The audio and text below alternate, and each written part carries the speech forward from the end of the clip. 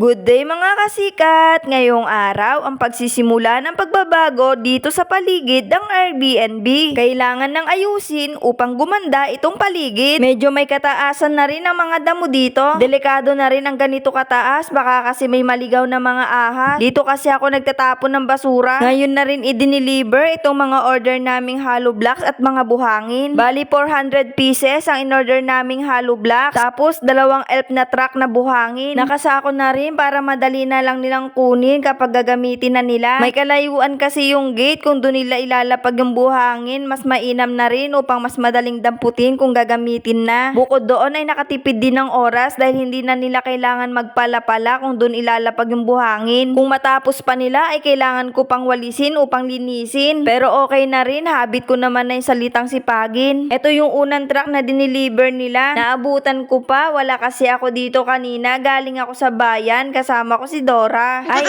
si Sarah. Kapag kasi may pinapagawa dito sa amin, ay madalas din kaming wala dito. May mga inaasikaso, lakad na kung ano-ano. Kasama ang aking travel buddy na si Puti. Dumating kami ng bahay na medyo tanghali, kaya tirik ang araw. Sobrang init. Hayaan mo na, tiis-kutis na lang, maitim naman na ako. Kakabilad ko sa araw, gumagawa ng kung ano-ano. At ito na rin ang naabutan ko sa baba, naguhukay na sila sa paligid ng unit. Halos nahukay na nga nila yung buong paligid nang dumating ako dito. 3 ang gumagawa, 1 mason at 2 helper. Itong unang ginagawa ay para sa harang ng tubig nang hindi mag-overflow sa hallway. Last time kasi kung nanood ka ng vlog ko nung naglinis kami dito, medyo may bagyo nun kaya ang lakas ng ulan. Itong hallway sa harap ng pinto ay malalim ang tubig hanggang leeg ng pato. Hindi pa sila makapagsimulang maghalo ng semento dahil wala pa yung deliver. Ang una kasing na-deliver ay hollow blocks at buhangin. Hindi rin makakapagsimula dahil kulang yung gagamitin. Habang wala pa, inihahanda na nila upang tuloy-tuloy sila sa paggawa pagdating ng semento. At ang pangalawang pagdating ng delivery truck, hindi matutuloy ang paggawa nila sa araw na to dahil paulan-ulan at baka magtuloy-tuloy ang paglakas nito. Medyo masama rin kasi ang panahon dito sa amin ngayon. Kanina bandang tanghali ay mainit, tapos bandang hapon medyo nag-iba na yung panahon. Pati yung mason hindi na bumalik, akala siguro uulan ng malakas. Kaya't 2 sila ng 1 helper ay nag-half day na lang. Bukod pa doon, itong pangalawang pagdating ng delivery truck ay wala na namang semento. Kaya't malabo talaga ang progreso. Sana bigyan kami ng magandang panahon bukas upang maituloy na itong dapat trabahuhin. Tuloy-tuloy na talaga ang nangyayaring improvement dito sa resort. Sana bago mag-1 buwan ay matapos na itong ginagawa. Dahil sa April, mayroon na naman kaming gala. Bale, ito na lang ang sinubaybayan ko, ang paghahakot nila. Mag-apply na lang yata akong pahinante. Nang sa ganon, yung mga lugar dito ay magalaan ko ang bawat parte. Gala lang pala ang ginusto. Matapos sa baba ay iba naman ang gagawing proyekto. Kung nakikita mo yung sa gilid ng mga nagtatrabaho. Katatapos lang din kasi ang demolition ng dating cottage dito. Inuna lang yung sa baba kaya't hindi pa nasisimulan. Kaya't abangan nyo yung mga susunod na vlog ko para masubaybayan nyo ang pagbabago. Salamat sa panonood. Hanggang sa muli!